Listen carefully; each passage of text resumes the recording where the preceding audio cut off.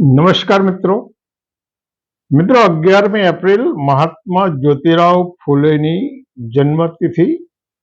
ભારતના એક મહાન સમાજ સુધારક અને ભારતમાં પછાત વર્ગોમાં શિક્ષણની તીવ્ર આકાંક્ષા પેદા કરવામાં જેનું મહત્વનું યોગદાન છે એવા મહારાષ્ટ્રના પૂનાના માળી સમાજ એટલે ફૂલોનો ખૂબ જ સારો અને સ્વચ્છ અને હિન્દુ પરિભાષામાં પવિત્ર કહેવાય એવો વ્યવસાય કરનારા પરિવારમાંથી આવ્યા, પરંતુ હિન્દુ ધર્મની અનેક દૂષિત પરંપરાઓ એવી છે કે એણે અનેક મસીહાઓનો આવિષ્કાર કર્યો છે. જુદી જુદી સારી વિચારધારાઓ, માનવ કલ્યાણકારને વિચાર ધારાઓનું પ્રેરણા આપી છે, પ્રોત્સાહન આપ્યું છે અને એમાંથી સમાજમાં પરિવર્તન આવ્યું છે, સમાજમાં સુધારો થયો છે. મનુવાદની આ પરંપરા જ રહી છે અને આ પરંપરાઓના ભોગ અનેક મહામાનવો બન્યા છે. શિવાજીનો રાજ્યાભિષેક, શિવાજી જિંદગીભર ઔરંગઝેબની સામે લડ્યા. ઔરંગઝેબને હિન્દુ ધર્મનો કાતિલ માનવામાં આવે છે, હિન્દુ ધર્મનો દુશ્મન માનો એવા શિવાજી મહારાજ ઔરંગઝેબની સામે લડ્યા અને છતાંય તમે પછાત વર્ગના છો, તમે રાજવી બનવાને, રાજ તિલક કરવાને લાયક નથી એવું આ બ્રાહ્મણોએ કહ્યું. અને છતાંય આવું જ કહેનારા લોકો નાણાંથી પણ વેચાઈ જાય છે એવું જ ગાગા ભટ્ટે પુરવાર કરી આપ્યું અને લાંચ લઈ અને પાછા શિવાજીનો રાજ તિલક કરી અને એમનો રાજ્યાભિષેક કર્યો.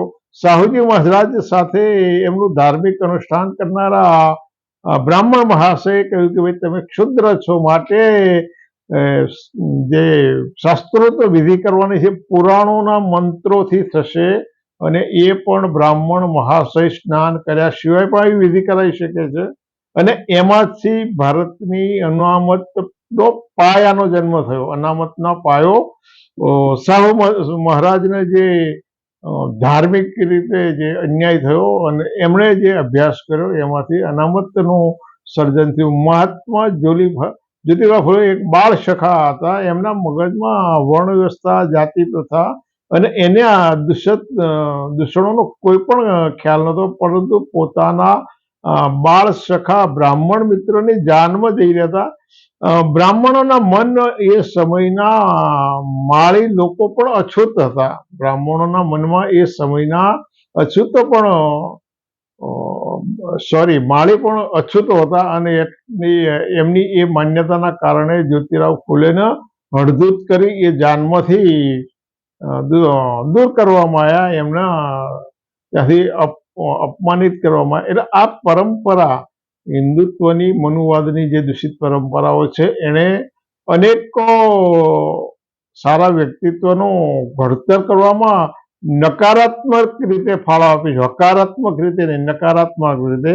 એટલે જ્યોતિરાવ ફૂલેનું જે ઘડતરની શરૂઆત થઈ એ ઘડતરની અંદર એક બાબત આ હતી. બીજી બાબત એ હતી કે જ્યોતિરાવ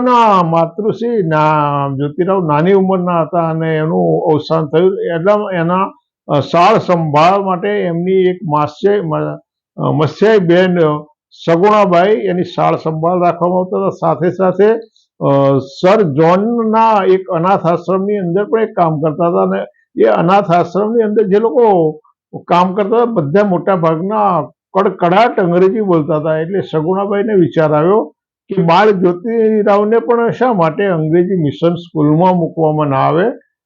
અને એ કારણે એમના પિતાશ્રી ગોવિંદરાવ નહોતા ઈચ્છતા કે જ્યોતિરાવ સારું ભણે અથવા તો અંગ્રેજોની મિશન સ્કૂલમાં ભણે, પરંતુ એમને એવી મિશન સ્કૂલમાં ભણવા મૂકવામાં આવ્યા. અને એના કારણે ભારત અને ભારત બહારની જે પરંપરાઓ, ભારત બહારની સંસ્કૃતિઓ, ભારત બહારની જે વિચારધારા હતો એનાથી અવગત થયા, એનાથી વાકેફ થયા, એનાથી અભિભૂત થયા અને એમનું આખું એક મહાત્મા તરીકેનું સર્જન થયું. પરંતુ ભારતની અંદર એ સમયગાળામાં અનેકો એજન્સીઓ એટલે બ્રિટન શાસનની અંદર ઉદ્ભવેલી અનેક એજન્સીઓ ભારતમાં આવી અને શિક્ષણનું કામ કરતી હતી. એવી કેટલીક એજન્સીઓ શા માટે આ કામ કરતી હતી એ જોઈએ. માત્ર ને માત્ર એ લોકો ધર્મ પરિવર્તન કરવા આવ્યા. ધર્મ પરિવર્તન એમણે કરાવવું જ હતું તો શિક્ષણ સંસ્થાઓ શરૂ કર્યા સિવાય સીધે સીધા લાંચ અને પ્રલોભનો આપીને ના કરાવી શકાય. પરંતુ મૂળભૂત રીતે આ લોકોનામાં સેવાની એક ભાવના પડી હતી. એટલે ચર્ચ ઓફ મિશનરી સોસાયટી 1799માં બ્રિટનમાં એનું સ્થાપના થઈ. ભારતમાં 1814માં મદ્રાસ અને બંગાળની અંદર એમણે છોકરીઓ માટેની શાળાઓ શરૂ કરી. 1819માં એમણે કેરળમાં પ્રથમ શાળા શરૂ કરી હતી. એમણે પછાત વર્ગના લોકો માટે કેરળમાં શાળા શરૂ કરી. લંડન મિશનરી સોસાયટીએ ભારતમાં 1857માં ત્રાવણકોરની અંદર કારખાના આધારિત શાળાઓ શરૂ કરી અને ગરીબો અને માછીમારો માટે આ લોકો પછાત વર્ગના તમામ લોકો માટે કામ કરતા. માત્ર અત્યારની જે અનુસૂચિત જાતિઓ અને આજની અનુસૂચિત જાતિઓ માટે કામ કરતા હતા એવું નહોતું. અન્ય પછાત વર્ગના લોકો માટે કરતા હતા. બાપ્ટિસ્ટ મિશનરી સ્કૂલ ની સ્થાપના 1792માં થઈ. આ શા માટે એજન્સીઓની વાત કરું છું એ હું તમને આગળ એનો ખુલાસો કરું. 1792માં એની સ્થાપના થઈ. ભારતમાં 1793માં એનું આગમન થયું અને 1818માં એમણે ભારતની અંદર કોલેજની શરૂઆત કરી અને એમણે ભારતીય ભાષાઓની અંદર પુસ્તકો છાપવાનું શરૂ કર્યું અને શિક્ષણ આપવાનું શરૂ કર્યું. બીજી એક મિશનરી બેસ્લર મિશનરી હતી. એણે 1815માં જર્મનીમાં એની સ્થાપના થઈ. ભારતમાં 1834માં આવી. શાળાઓ અને ખાસ કરી ઉદ્યોગો અને ટેકનિકલ શિક્ષણ આપવાનું કામ કર્યું અને એના સાથે સાથે સ્થાનિક લોકોને રોજગાર આપવાનું કામ કર્યું. ચર્ચ ઓફ ઇંગ્લેન્ડ નામની મિશનરી સોસાયટીની સ્થાપના 1818માં થઈ અને સમગ્ર ભારતમાં 1880 પછી એણે મહિલાઓના શિક્ષણ માટે કામ કર્યું. ખાસ ગુજરાતમાં સાલ્વેશન આર્મી મુક્તિ ફોજે 1865 પછી ગુજરાતના મોટા ભાગના વિસ્તારો અમદાવાદ, સુરત, ખેડા, નડિયાદ, ભરૂચ અને ડાંગ આહવા સુધી એમણે આ કામ કર્યું. ગુજરાતમાં બીજી લંડન મિશનરી સોસાયટીએ 1804માં સુરતમાં અને 1815માં સુરતના વિસ્તારમાં પ્રાથમિક શાળાઓ. એટલે આ બધી મિશનરી સોસાયટીઓ ભારતમાં આવી ભારતની આજની અનુસૂચિત જાતિ, આજની અન્ય પછાત વર્ગો અને આજની આદિવાસી પ્રજા માટે શાળાઓ શરૂ કરી. સ્થિતિ એવી હતી કે મનુવાદના સંવર્ધક લોકો અન્ય બ્રાહ્મણ, ક્ષત્રિય અને વૈશ્યને શિક્ષણ આપવા માટે તૈયાર નહોતા અને સાથે સાથે એમની જે સંસ્કૃત ભાષા હતી એ અન્ય પછાત વર્ગના લોકો ન શીખી. પરદેશથી આવેલા યુરોપિયનો પણ ન શીખી શકે. અગાઉ મેં એક વિડીયો બનાવ્યો છે એની અંદર મેં બહુ સ્પષ્ટતા કરી છે કે બંગાળની અંદર જજ તરીકે નિવૃત્ત થયેલા એક જજે અંગ્રેજી ભાષાનો જે જાણકાર હતો એને સંસ્કૃત શીખવવા માટે એક બ્રાહ્મણ મહાશયને ઊંચા પગારે અને એની મનસ્વી શરતોના આધીન થઈ અને એમણે સંસ્કૃત શીખવાનો પ્રયાસ કર્યો. સામેથી સંસ્કૃત શીખવવામાં નહોતું આવતું, સામેથી તમને ભણવા દેવામાં નહોતા હતા. તમારા ભણતર ઉપર પાબંદી હતી, તમારા મુક્ત વિચારો ઉપર પાબંદી હતી. એ સમયગાળાની અંદર આ સાલ્વેશન આર્મી અને બીજી અનેક એવી સોસાયટીઓ ભારતની અંદર આવી, ભારતના જુદા જુદા વિસ્તારોમાં કામ કર્યું, શાળાઓ ખોલી, સભાનતા. અને એના કારણે પરદેશની અંદર જે મુક્ત અભિવ્યક્તિના, લોકશાહી તંત્રના, સમાનતાના જે વિચારો હતા એ વિચારોનું આગમન થયું અને એ વિચારોના કારણે મહાત્મા જ્યોતિરાવ ફૂલેનું ઘડતર થયું. આ એજન્સીઓનું નામ આપવાની જરૂરી છે કે ભારતની અંદર આ વિચારધારાની એજન્સીઓ, મિશનરી એજન્સીઓ કામ કરતી હતી અને મોટા ભાગની ગ્રેટ બ્રિટનની હતી. એ ત્યાંથી આવેલી મિશનરી સંસ્થાઓએ ભારતમાં શિક્ષણનું કામ કર્યું. સાથે સાથે જો એમણે ધર્મ પ્રચારનું કામ કર્યું હોય તો શું ખોટું છે? એમણે ધર્મ પ્રચારનું કામ કર્યું હોય તો શું ખોટું છે? આજે તો સમગ્ર ભારતની અંદર નિરક્ષર અને નિર્દોષ પ્રજાને અંધશ્રદ્ધાના ઊંડા ખાડામાં કઈ રીતે નાખી દેવામાં આવશે?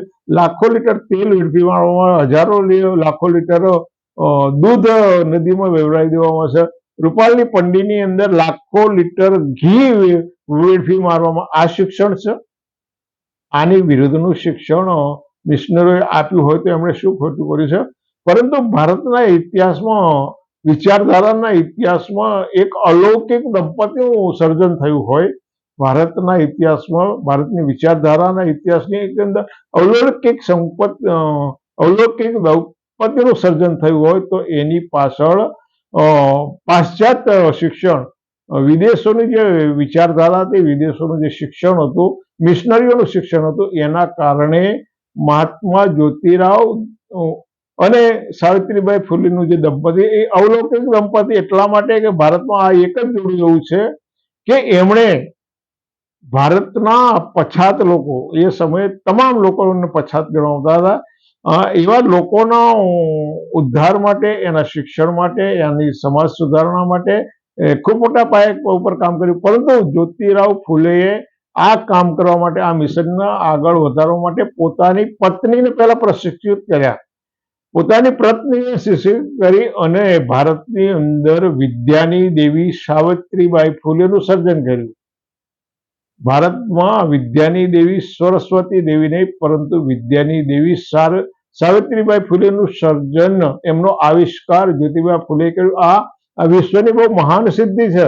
અને આ દંપતી એટલા માટે અલૌકિક છે કે એમણે વિચારધારાના જતન માટે, વિચારધારાના અમલીકરણ માટે એમણે પોતાના પરિવારથી વિખૂટવા પડ્યા, પોતાની સંપત્તિ હતી એને ગુમાવવાની તૈયારી કરી, અને એની સાથે સાથે એ સમયે વિધવા વિવાહ શબ્દ ઉચ્ચારવો એ પાપ ગુનો મનાતું. એમણે વિધવા વિવાહની શરૂઆતો કરી, અનેક વિધવાનું પુનઃસ્થાપન કર્યું. એમણે હળાહળ અસ્પૃશ્યતા, આજે પણ જો અસ્પૃશ્યતા ભારતની અંદર હોય, ભારતના ગામડામાં હોય, તમને વરઘોડા કાઢવા લેવામાં ના આવતા હોય, તમારો ફાળો લેવામાં ના આવતો હોય, તમારી સાથે હળાહળ અસ્પૃશ્ય રાખી અને તમને એમના ભંડારની નજીક ના જવા દીધું. તો આજથી 100-200 વર્ષ પહેલા કેવી પરિસ્થિતિ છે? એ સમયે એમણે અસ્પૃશ્યતાના નિવારણનું માત્ર શબ્દોમાં કામ ના બનાવતા, પોતાના ઘરના આંગણામાં કથિત અછૂતો માટે પાણીનો કૂવો ગળાવી અને ત્યાં આગળ પાણી ભરવા માટેના એમને પ્રોત્સાહિત કર્યા. એમણે બ્રાહ્મણવાદનું સરેઆમ ખંડન કર્યું અને એમણે એક સરસ શબ્દ પ્રયોગ આપ્યો, કલમ કસાઈઓ. કલમ કસાઈઓ, જેમણે આ અંધશ્રદ્ધાનું અનુમોદન કરતા, મનુવાદનું અનુમોદન કરતા શાસ્ત્રોનું સર્જન કર્યું. એમના માટે એમણે કલમ કસાયો શબ્દ, અછૂતો માટે, કથિત અછૂતો માટે એમણે 1847ની અંદર પૂનામાં શાળાની શરૂઆત કરી. એટલે આ એક એવું મહાન વ્યક્તિત્વ હતું. આ મહાન વ્યક્તિત્વ એવું હતું કે એ વાસ્તવિક રીતે મહાત્મા છે. વાસ્તવિક રીતે આ પૃથ્વી પર ભારતમાં જન્મેલા સાચા અને વાસ્તવિક મહાત્મા હોય તો એ મહાત્મા જ્યોતિરાવ ફુલે હતા. એમણે આખું પોતાની સમગ્ર જિંદગી કોઈ પણ પ્રકારના વળતરની અપેક્ષા, કોઈ પણ પદની લાલસા, કોઈ પણ રાજકીય સત્તાની અપેક્ષા સિવાય, આ એક જ દંપતી એવું છે. ભારતની અંદર અનેક સમાજ સુધારકો, અનેક મસીહાઓ થઈ ગયા, પરંતુ એ બધાએ 99% પોતાએ એકલપણે કામ કર્યું છે. આ સજોડે કામ કરનારું હોય તો આ એક જ દંપતી હતું. અને એ પણ એવું દંપતી કે જ્યોતિરાવ ફુલે પોતાના પત્નીને પ્રશિક્ષિત કર્યા, અને એ પ્રશિક્ષિત એટલા કર્યા કે એમણે અનેક પડકારો સાથે કથિત અછૂતોના બાળકોને શાળાની અંદર ભણવા લઈ આવ્યા, ત્યારે એમની સાથે ઉપર હુમલા કરવામાં આવ્યા, એમને મારવા માટે મારા ઊભા કરવામાં આવ્યા, એમને રોકવા માટે એમની ઉપર કાદવ કીચડ ફેંકો, અનેક મુસીબતોનો સામનો કરવામાં છતાંય એમણે પોતે નિસંતાન રહી અને અનેકના સંતાનોની વાસ્તવિક માતા પિતા બની અને ભારતની અંદર આ એક સમાજ સુધારણાનો, વિચારણાનો પાયો નાખ્યો. અને એના સૌથી મોટો લાભ મહાત્મા જ્યોતિરાવની વિચારસરણીથી અભિભૂત થઈ અને ડૉક્ટર બાબા સાહેબ આંબેડકરના સર્જનમાં, બાબા સાહેબ આંબેડકરના આવિષ્કારમાં જ્યોતિરાવ ફુલેના વિચારો ખૂબ જ મહત્વના છે. જો કે મહાત્મા જ્યોતિરાવ ફુલે સિવાય તથાગત ગૌતમ બુદ્ધ, કબીર સાહેબ અને બીજા વિચારો, પણ એમાં એટલું જ યોગદાન જ્યોતિરાવ ફુલેના વિચારોનું છે. એટલે ડૉક્ટર બાબા સાહેબ આંબેડકરના સર્જનમાં, એમના આવિષ્કારમાં જ્યોતિરાવ ફુલેના વિચારોનો પણ સિંહ ફાળો છે. અને એ જ બાબા સાહેબ આંબેડકરના વિચારોથી માન્યવર કાંસ્યરામનું સર્જન થયું. એટલે એક જ મહાન દંપતીના આવિષ્કાર પછી કેવા કેવા મસીહાઓ પેદા થયા. ડોક્ટર બાબા સાહેબ આંબેડકર ભારતના શોષિતો પીડિતો, ભારતની કરોડો મહિલાઓના ઉદ્ધારક બન્યા, એમના કરોડો મહિલાઓના મતદાતા બન્યા, કરોડો લોકોના ઉદ્ધારક માર્ગદર્શક બન્યા અને ભારતની અંદર અનુસૂચિત જાતિ, જનજાતિ અને અન્ય પછાત વર્ગોમાં શિક્ષણની આહેલક જગાઈ હોય તો ડોક્ટર બાબા સાહેબ આંબેડકર. અને એ બાબા સાહેબના આવિષ્કારની અંદર એમના સર્જનમાં મહાત્મા જ્યોતિરાવની વિચારધારા પણ પડેલી છે. એટલે મહાત્મા જ્યોતિરાવનું યોગદાન ભલે એ મહારાષ્ટ્ર પૂરતા રહ્યા પણ એમના વિચારો મહારાષ્ટ્ર રાજ્ય નામના એક સીમાડા પૂરતા નથી રહ્યા, એ સમગ્ર વિશ્વમાં જેમ બાબા સાહેબ ફેલાયા એમ એમના વિચારો છે. એટલે મિત્રો આપણે મહાત્મા જ્યોતિરાવ ફૂલેની છબીને ફુલહાર કરી એમની જયંતિ મનાવી અને સાથે સાથે એમના જે વાસ્તવિક વિચારો છે એનું પણ અનુસરણ થાય એ વિચારવું જરૂર છે. અને ખાસ તો અન્ય પછાત વર્ગના લોકોએ આ મનુવાદના આવરણમાંથી બહાર આવી મહાત્મા જ્યોતિરાવ ફૂલે કોણ હતા, રામાસ્વામી પેરિયાર કોણ હતા, આ બધું વાંચવું, સમજવું અને વિચારવું જરૂર છે. જો યોગ્ય લાગે તો વિચારજો, ના વિચારશો તો જે થતું હશે તો થઈ રહ્યું છે, એમાં કંઈ ફેર નહીં પડે. ફરી મળીશું. આવજો.